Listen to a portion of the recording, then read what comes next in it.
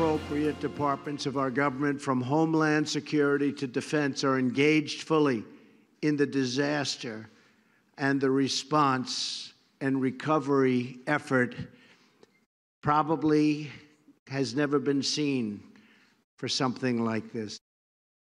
And welcome back to America Talks Live. I'm Miranda Kahn. You just heard President Trump say all hands are on deck to help Puerto Rico recover from Hurricane Maria. President Trump appointed a senior general now to oversee the military relief efforts in Puerto Rico. The U.S. military says a general will focus on improving the distribution of relief supplies.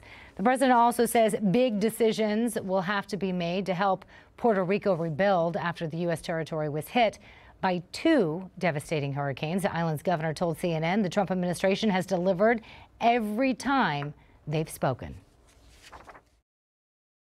Within the limitations, everybody had all hands on deck. That's what's important, and recognizing that, you know, the different components of the National Guard, military, FEMA, and our government are working together on the priorities. Certainly, Chris, there is a lot of work to do over here. And that's where we want to bring in our political panel. Joining me now on the set, we have our very own Newsmax insider, Clarence McKee. Hello. He has also held several positions in the Reagan administration, is currently the president of McKee Communications. We're also pleased to have with us Brett Winterble, the host of The Brett Winterble Show, which you can see here on Newsmax TV beginning at noon Eastern every weekday. Thank you, gentlemen, for joining us on this Friday. Great, my pleasure. Thank you. So you just heard the president and the governor speak, and now here's the acting Homeland Security Secretary Elaine Duke reiterating that things are moving in the right direction when it comes to Puerto Rico. It is really a good news story in terms of our ability to reach people and the limited number of deaths that have taken place in such a devastating hurricane. Okay, but the mayor of San Juan says she took offense to that statement, calling Duke's description of a good news story irresponsible. Damn it, this is not a good news story. This is a people are dying story. A retired lieutenant general who's worked during the response efforts following Hurricane Katrina also slammed the relief strategy in Puerto Rico, so much so that he actually cursed on air. That's bullshit. Now that commander Buchanan is on the ground, he needs to be given orders and figure out what rules need to be break to save lives, because this bureaucratic response is not working. With all due respect to the White House, they can try to put lipstick on this pig, but this thing is moving too slow. Okay, so this is where I think there's a lot of confusion, and maybe Clarence and Brett, you can help kind of clear this up. Clarence, why is the White House and even the governor of Puerto Rico kind of painting one scenario when it comes to the situation in Puerto Rico, and then you have the mayor there of San Juan, and again, this former lieutenant general who actually hasn't been there on the scene, but believes that it's not going well. He has handled the situation when it came to Katrina. Why these different scenarios? First of all, the mayor to me sounded like the former mayor of New Orleans under Katrina. Listen, this has been the worst hurricane in 90 years. It's totally devastating. It's going to require an amazing amount of rebuild. I have relatives over there, so I understand the situation. And what are those relatives telling you? Well, it's very bad when they can reach us. But the problem is, we're going to have a situation here where you're going to have people coming out of the woodwork in the mainstream media and the Democratic Party to try to make this look like Katrina tenfold to go after Trump. They couldn't do it at Harvey. They couldn't do it on Irma or Maria in the continental United States. So here they are. They're starting to criticize. As to the general, give the president and the general, three-star general, he just got there 2 days ago. No water, no power, airports, seaports, and communications down. That is more devastating than almost anything we've had here. So you're comfortable and you don't fear for the safety of those relatives that are there in Puerto Rico? Oh, no. Well, I worry about them, of course. But I think with the response coming from the president and the military, that they're going to get this cleaned up as quick as they can. It's not just like a little windstorm. This was devastating. Worse than what we got in South Florida, what they got in Houston. Horrible. Brett, it's going to ruin the island, basically. Brett, just real quickly, 30 seconds. Who do you have faith in, the White House or the mayor?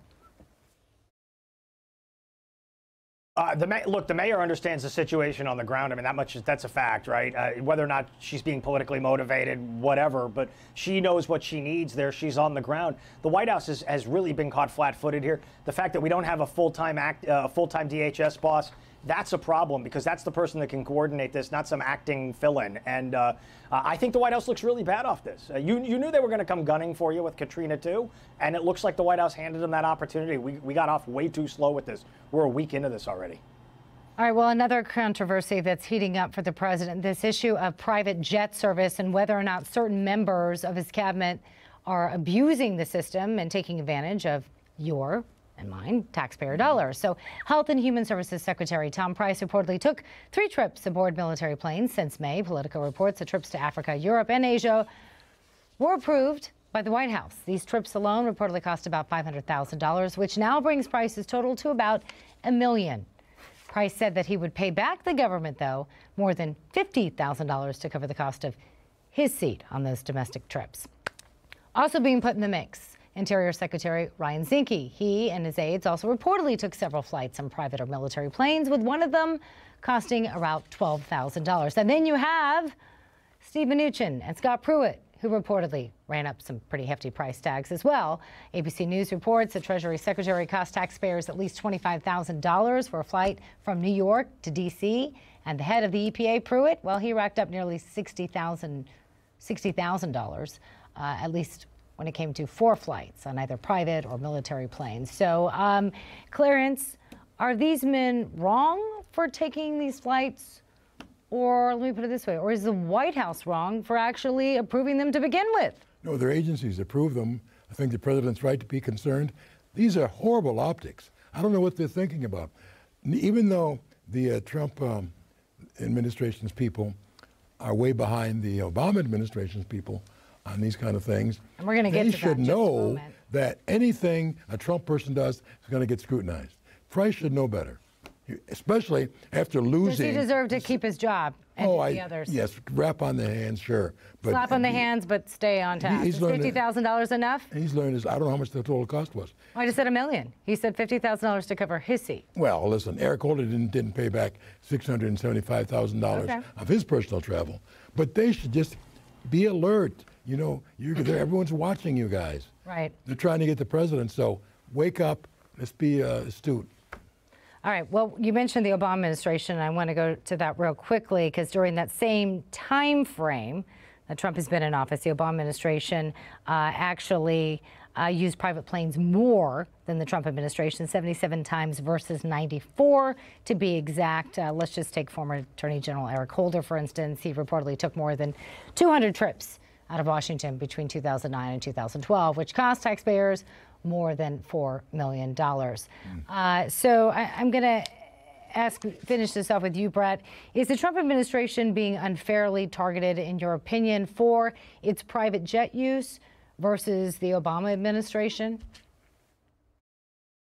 I hate comparing, this administration to the prior administration. It looks bad. I'm with Clarence on this. It looks bad. The press is going to gun for you. The press hates this administration. They've got people who are complicit on different cable networks that are just trying to dig up all the dirt they possibly can.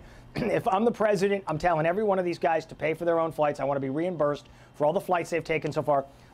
There's a pecking order here. Mnuchin is a much more significant character in these cabinets than Price and Pruitt and Zinke, who are nice guys. They're not doing vital work like that, and I don't know why Price is going over to Africa and Asia and to Europe on these private charter flights. Let me ask you this, Brett, because we're running out of time. Real quickly, what action should be taken? Should they be fired? Should they be able to keep their job? Should they repay? Real quickly, we're running out of time. Price needs to be fired today. Fire Price today. Get him out. He's a former member of Congress, and he had shady stock deals. He brings too much baggage. He has to go. Zinke stays, Mnuchin stays, Pruitt stays, but I would tell him no more private flights. Betsy DeVos, by the way, flies private, her own jet, pays for it out of her pocket. Nobody talks about that. All right, Brett, Clarence, stick around. We still have a lot more to talk about. First Lady Melania Trump donated a box of Dr. Seuss books to a library in Massachusetts, but they said thanks, no thanks. Why?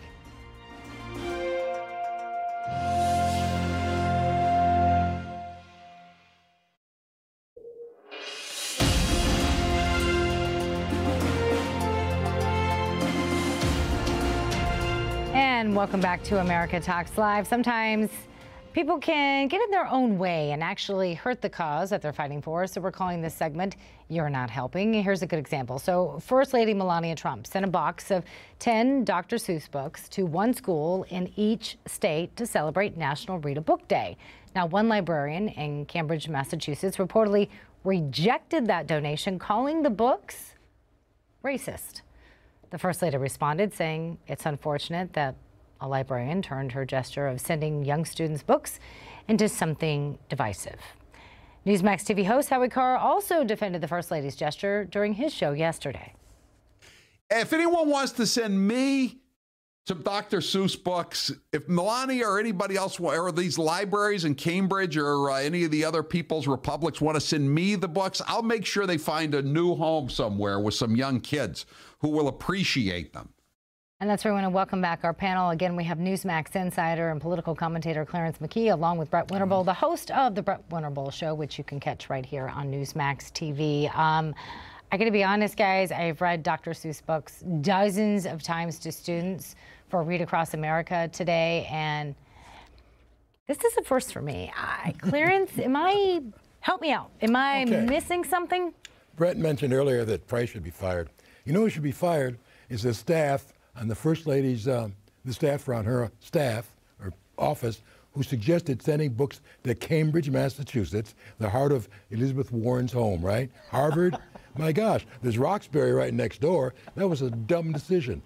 Elizabeth Warren's home. Also, Miss Obama used to read Dr. Seuss, and this just goes to show why people are taking their kids out of public schools when you have these left-wing teachers like that. She was even scolded by the school district for saying that, but it should never have gone to that school in the first place. Yeah, Brett, I didn't know Dr. Seuss books were racist. Can you explain this to me? Because Clarence seems confused too, although he thinks this is, political. I don't know. I don't know if only sending books to certain, so-called red schools or blue schools is the way to go. But your thoughts? I can't explain it. Listen, I didn't know what the race of the Who's were in Whoville, but I'm going to have to revisit that at some point and try to understand it. I guess it's Who Lives Matter. I don't know what this. I don't know. I don't get There is nothing racist. They rhyme. It's nice. It's a nice thing. Kids love them. My wife teaches kindergarten. All kids love Dr. Seuss. This librarian is a Grinch. Yeah. Ooh, nice. Well played. I mean, I guess her kids aren't watching Jim Carrey's The Grinch Stole Christmas either. Stealing books today. Yeah, I agree with you. Kind of a Grinch. I don't get it. All right, Brett, Clarence, stick around. We still have a lot more to discuss. So originally when I saw this story that we were just talking about, I kind of thought it was fake. So you think you know which stories are fake news and which ones are actually true? Well, get ready, because we're going to put your mind to the test next when we play another Friday round of Real versus Fake.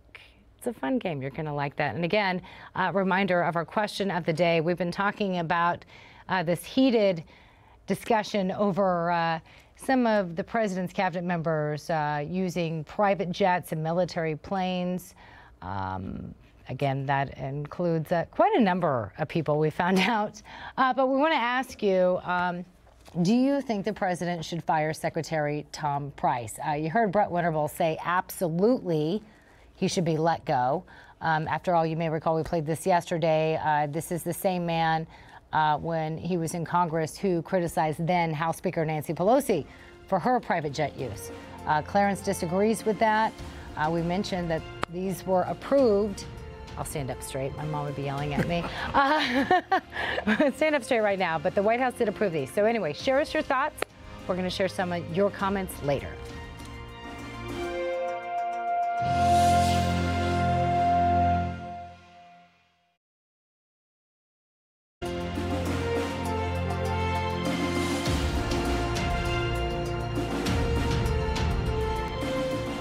Welcome back to America Talks Live. Rejoining us once again, we have Newsmax insider Clarence McKee and the host of Brett Winterble Show, Brett Winterble. Thank you, gentlemen, for sticking around. We want to play a game that we like to call Real or Fake. And here's how it works. So I will read a news story headline, and each of you guess which one you think is true or false. Real or fake, however you want to say it. And for those of you watching, Come on, play along. And my producer is going to keep track because I'm very bad when it comes to numbers. All right, let's take a look at our first headline. NFL fines Pittsburgh Steelers $1 million each for skipping the national anthem. Real or fake? Let's go to you, Clarence. Obviously fake. Brett, is this real or fake? I'm going to go with fake. I'm going to go with fake. I just can't imagine the backup punter having to pay $1 million. No, I'm going to go fake. All right. Well, that was kind of an easy one. All right, let's take a look at the answer. Obviously, this is fake, although it is true that the Steelers stayed in their locker room during the national anthem, with the exception of Alejandro Villanueva, who is a military veteran. The NFL commissioner, Roger Goodell, did not impose any fines, nor has he announced any punishment against those players. All right, our next headline. Former CIA Director General Michael Hayden on NFL anthem protests put me down with Colin Kaepernick. Okay, so real or fake? Again, Clarence, going to you. Is this a real news story or fake? False. You're saying it's fake. Okay, Brett, what say you, sir? I'm going to say true, but I think it's real. All right, let's take a look. And the answer, ding, ding, ding. Brett, this one goes to you. That one is true. General Hayden wrote an opinion piece for The Hills. You kind of wanted to be wrong on that. I can tell by the opinion piece on The Hill saying that he sides with the protesters because of free speech. He wrote, quote, I never imagined myself saying this before Friday, but if now forced to choose in this dispute, put me down with Kaepernick. That's right. He was Obama's CIA guy, right? If you want to look at it like that, they say they're independent, but I'm not going there. That's right. I'm not going there. He and Clapper. Here we go. Here we go. He and Clapper. All right, let's focus. Right? Bring it back. All right, our final story. Woman dies in movie theater during It screening. Real or fake? Oh. Let's go with you, Clarence. Me first. Oh, man. Fake. Fake? I've had 3 fakes in a row. All right. Yeah, go ahead, Brett. I'm gonna say fake. I'll go with Clarence on this. I'll go fake on that one. Oh, you guys are you're just too good. You're too good. The answer for that one is, sorry, fake news. Yeah, you look disappointed, like you wanted that to happen, but you got it right.